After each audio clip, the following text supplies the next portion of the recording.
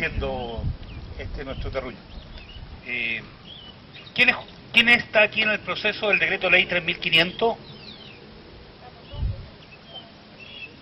¿Quién no está en el proceso del decreto ley 3500? ¿De qué estoy hablando? Ya, ¿quién recibe jubilaciones por el INP? Señora, ¿su jubilación de dónde es? ¿LP o INP? INP, ya. Todo el resto está en el proceso del decreto ley 3500 de 1981. ¿Ya? ¿Más o menos se ubican? Ya, correcto. La analogía es que ustedes tienen una gallinita que pone 3 huevitos, ustedes le pasan a un amigo 3 huevitos y él les devuelve un huevito. Todo eso lo entienden, ¿no es cierto? Ya. Si recuperáramos nuestro huevito, solamente el nuestro, serían cerca de 300.000 millones de dólares. Todos tenemos un huevito, pero todos juntos tenemos todos los huevos. Eso es la diferencia. Esos valores financieros, producto de nuestro trabajo, están básicamente en productos financieros de corto y largo plazo, sea en Chile o en el extranjero. En Chile son estas casas, mayoritariamente. ¿Cómo así? Las letras hipotecarias son respaldadas por los valores de la AFP. La AFP compran paquetes de letra hipotecaria. ¿Se entiende eso? Ya. Ese es un ejemplo. Segundo ejemplo, valores de acciones. Nosotros podríamos ser dueños perfectamente de todas las empresas con valor libro del país. Todas las empresas importantes. La totalidad de las empresas de los últimos 30 años se han construido y reconstruido, incluyendo los bancos, con la plata de los trabajadores. Ahora, ¿qué trabajadores? Hay 7 millones, cerca de 8 millones de trabajadores, de los cuales 4 millones y medio, menos de 4.300.000, son los que tienen cotización al día. ¿Qué trabajadores aquí tienen cotización al día? 1, 2. ¿Qué trabajadores no tienen cotización al día? El resto de los trabajadores. ¿Qué trabajadores efectivamente somos precarios? Es decir, hemos cotizado alguna vez. Y ese es el grupo mayoritario de nuestro país. Y en esos trabajadores incluimos a las dueñas de casa cuyo trabajo no es un trabajo asalariado. Es un trabajo precariado que se basa fundamentalmente en el cuidado de la familia y no es reconocido socialmente. Tenemos esas condiciones del trabajo. Trabajo asalariado, trabajo precariado. ¿Se entiende bien? Ya. Ahora, la apropiación de nuestro trabajo pasa por varios elementos. Uno, el endeudamiento, pero la única fuente líquida, concreta, es la cotización de la cual se apropia una casta, una clase, la oligarquía financiera. Y eso pasa por todo un proceso que es re entretenido, digamos, porque uno, chuta, mi plata estaba allá y ahora está acá y más rato estuvo a la vuelta. Y afortunadamente en medio de esta crisis que todos hemos vivido, es cuando más hemos ganado plata. Pero no nosotros. Eso para que nos quede claro, digamos, ¿ya? Y lo tengamos así de claro. Por tanto, ha sido la demanda social que en los últimos 10 años ha sido opuesta por las masas trabajadoras, por la familia trabajadora. Digo de los últimos 10 años, 2009 en adelante. Desde el 2003 al 2009 fue una demanda de salario, de estabilidad salarial y de la deuda hipotecaria. Esas fueron las demandas de las masas trabajadoras. Se logra contener la deuda hipotecaria, se logra aumentar una masa salarial y se empieza a vislumbrar cómo rescatar la masa de dinero existente en los fondos previsionales, sea para A, B, C. ¿Ustedes han escuchado la propuesta de Feliz y Forrado? De la familia Lorenzini, de la familia demócrata cristiana Lorenzini. Es atrayente, ¿eh? Que me devuelvan la plata. ¿Quién quiere aquí que le devuelvan la plata? Usted, ya. Justamente, agarramos una profesora, una amiga nuestra, dirigente del Colegio de Profesores de Antofagasta, ¿ya? Otra compañera en Punta Arenas, y pusimos el juicio. Y el señor Lorenzini se asiló en Groenlandia, creo, se fue. Eso en esos días se fue, nadie lo encontraba en ninguna parte. Y pusimos la demanda.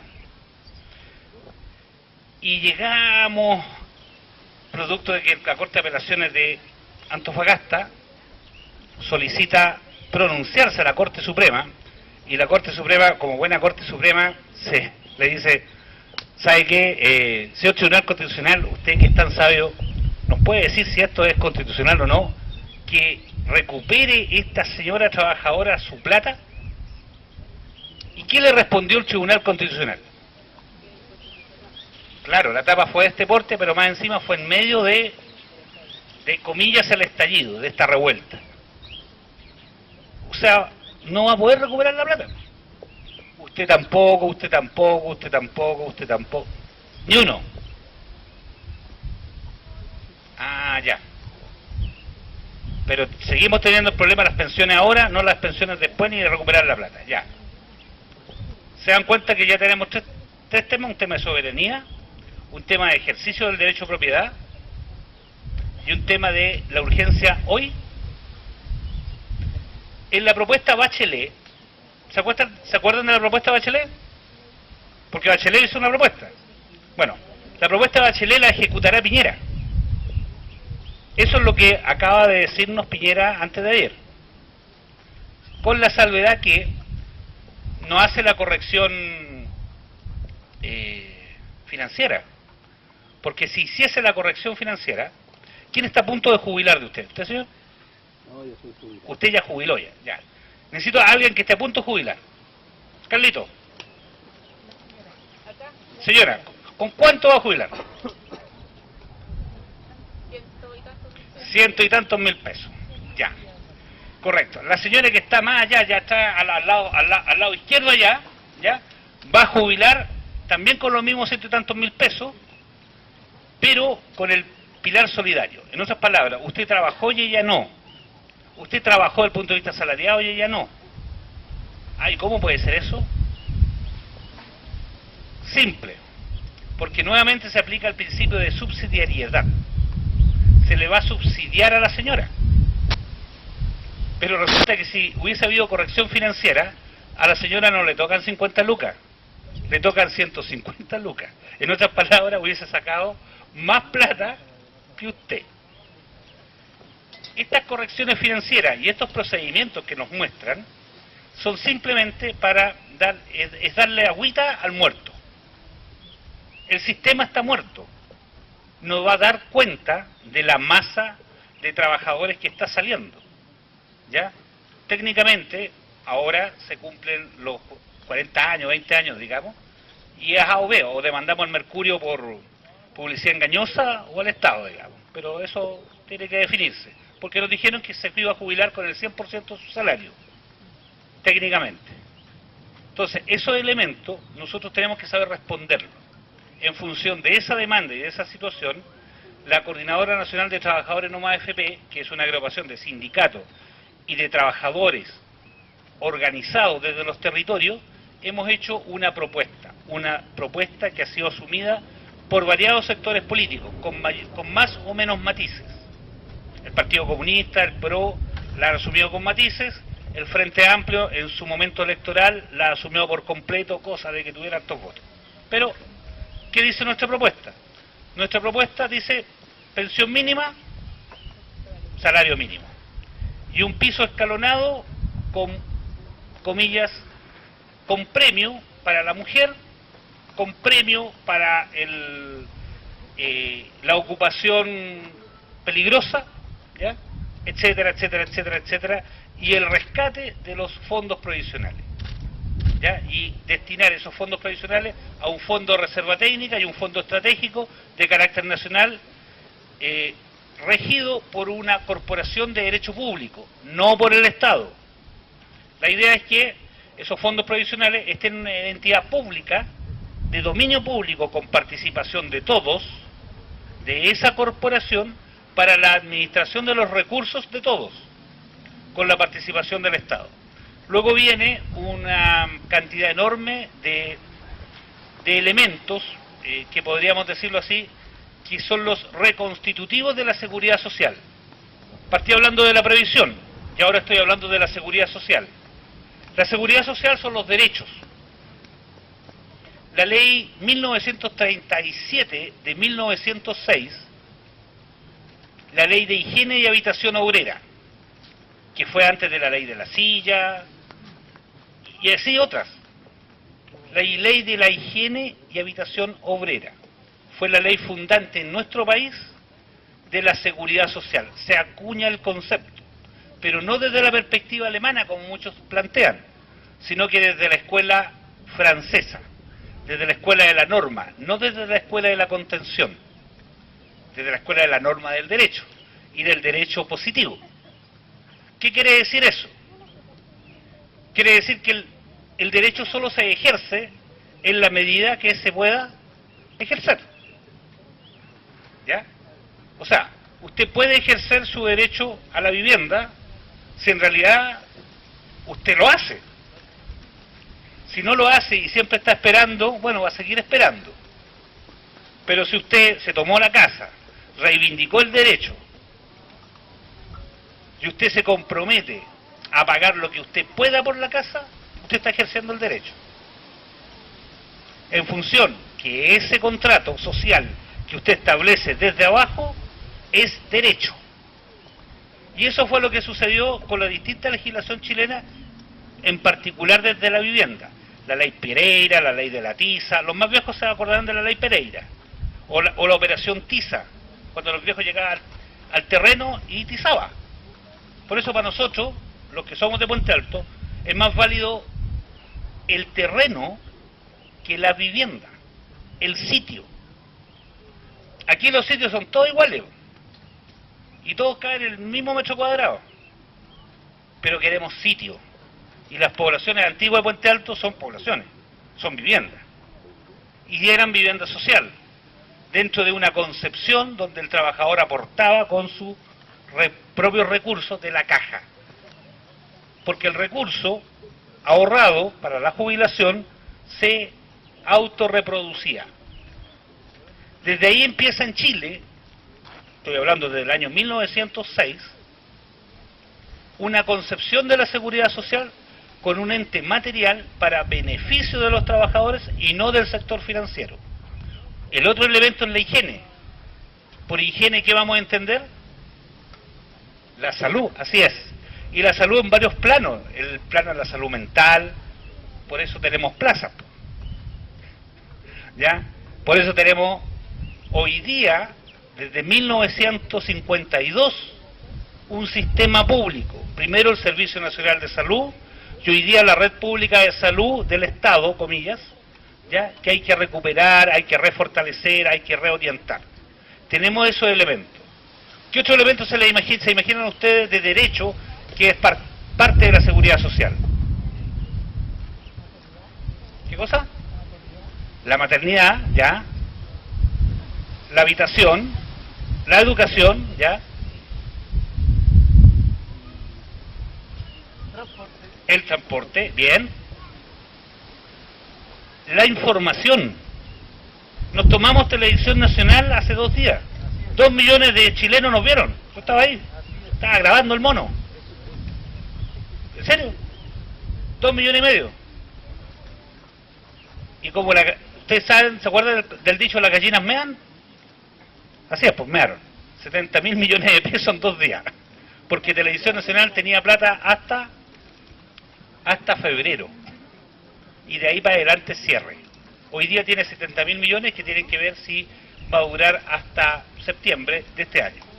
Pero de que va a cierre Televisión Nacional de Chile. El derecho a la información no pasa por Televisión Nacional de Chile, pasa por el concepto de la televisión pública, por el derecho a la información y a las comunicaciones. ¿El aire de quién es? Donde están las ondas hertzianas. Ese aparato que está ahí está transmitiendo por internet. Hay una radio que nos está reproduciendo en Australia. ¿Eso es público o es privado? Es público. Correcto. Y ejercemos el derecho a la información y a la reciprocidad de esa información que se denominan comunicaciones. También es parte de la seguridad social. Estos son los elementos que lo que vamos a denominar los derechos. No de primera, segunda o tercera generación. Pero a la base de todos estos derechos está la vida. Y el elemento constitutivo de esta relación de vida es la relación entre los seres humanos de su convivencia, tanto con la naturaleza como entre los seres humanos. Y uno de esos elementos es el agua, que más adelante nuestros compañeros irán a hacer mucho más explícita la intervención. Quiero terminar con esto. Efectivamente, el tema de derecho, de soberanía y de democracia son los que nos articulan en todo tipo de iniciativa. Solamente eso. Si hay alguna pregunta, por favor. ¿Ya? Respondo todas las preguntas. Vecina, dígame.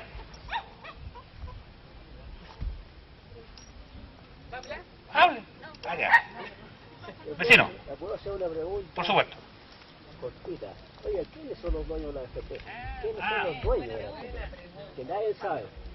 Estoy seguro que nadie sabe quiénes son los dueños de la AFP. En rigor, digamos, en rigor y en esencia, mantienen hasta un 30% todos los grupos económicos nacionales importantes. Sayé, Mate, Angelini, Lucis, Piñera, los más grandes. Ya.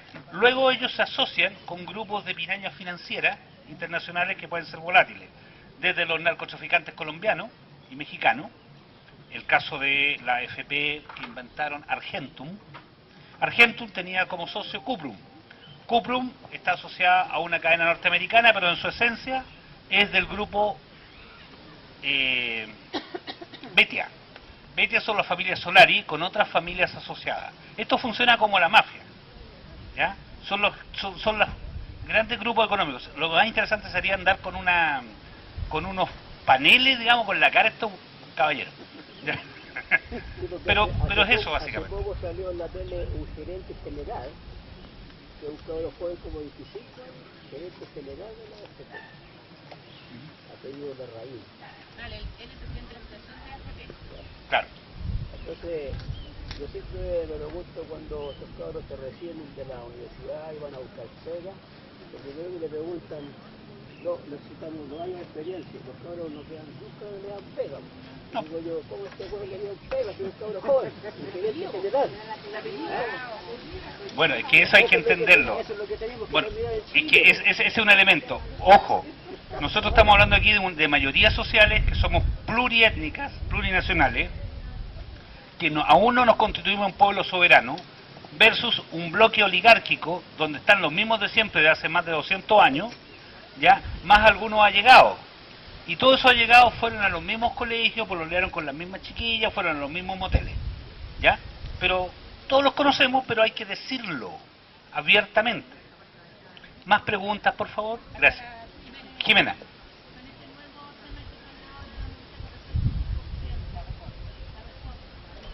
Ya.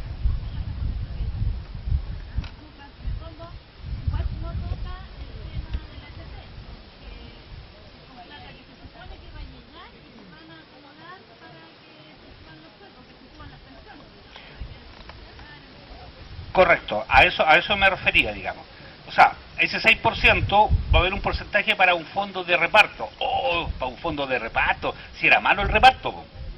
Pero ahora hay reparto, ¿cachai? Después de toda la encuesta, ahora hay reparto, ¿ya?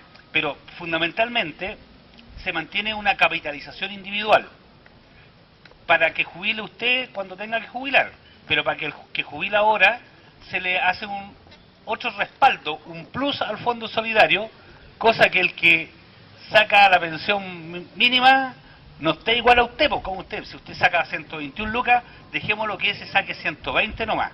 Entonces yo le doy 50 a usted para que usted saque 171 y a ese para que saque 170. Pero técnicamente, si hacía el ajuste financiero que proponía la Bachelet, el que sacaba 120 iba a sacar 150 más. Y usted iba a terminar con las 170. En otras palabras, el que nunca cotizó, comillas, así tuvo el terror de nunca cotizar, iba a sacar más plata que el que cotizó 30 años. ¿Se entiende, digamos, cómo juega la historia? Solamente para complementar, el proyecto tiene que ingresar esta semana y tiene que ingresar con un informe financiero. Pero lo que se está viendo es que se va a partir por un 2% hasta llegar al 6%. Y ese primer 2% lo va a asumir igual el Estado. ¿Por qué? Porque hoy día la empresa, supuestamente, porque eso siempre es supuestamente, no están en condiciones de asumir ese 2% porque es a costo del empleador. Entonces, volvemos como al mismo marco que nos regula a todos, que hoy día es un Estado subsidiario, pero que además subsidia a las empresas que se llevan nuestro trabajo de todos los días, y que son multimillonarias versus las miserables o pensiones de hambre que decimos nosotros que reciben las y los trabajadores después de inclusive 30, 40 años de trabajo, porque ya lo que no tenemos garantizado es que aunque trabajemos toda una vida, recibamos una pensión que dé continuidad a nuestra vida digna después de cierta edad, sino que lo que pasa después de los 65 años es pasar a la pobreza, es pasar inclusive bajo la línea de la pobreza.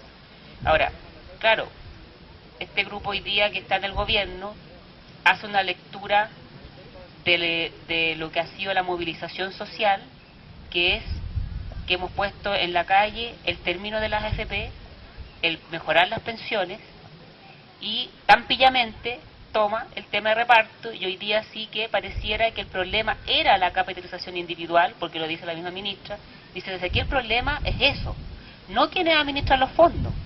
Entonces le echan la culpa al modelo, pero no a la AFP. No sé si usted lo ha escuchado en la tele, una cosa pero muy estratégica comunicacionalmente.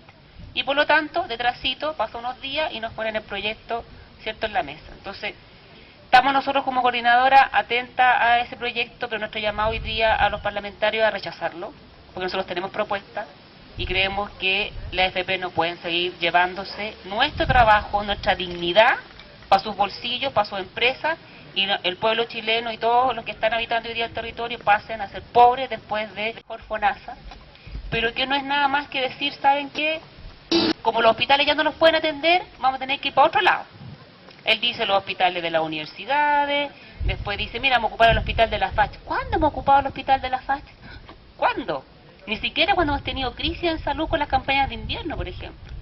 Pero él dice, no, lo vamos a hacer y después vamos a licitar qué clínica se puede llevar los pacientes que no alcanzaron a llegar al hospital. Entonces lo que nosotros decimos es que le sigue transfiriendo los fondos del Estado a los privados, que son los dueños de las consultas, los dueños de las clínicas y todas estas sociedades médicas, ¿cierto?, que tienen participación en distintos espacios. La figura de colegio particular subvencionado, ustedes la pueden ver ahí. Todos la entienden, ¿no es cierto? La misma historia con el sector salud. Claro. Entonces, ¿por qué no pueden hacer otra reforma distinta a salud? Porque la Constitución no se los permite. Pero no es que no se los permita, ellos acordaron dejarla así, porque así podían seguir con su negocio. Entonces, por lo tanto, hoy día todas las reformas de salud, de educación, son parches para seguir manteniendo el modelo.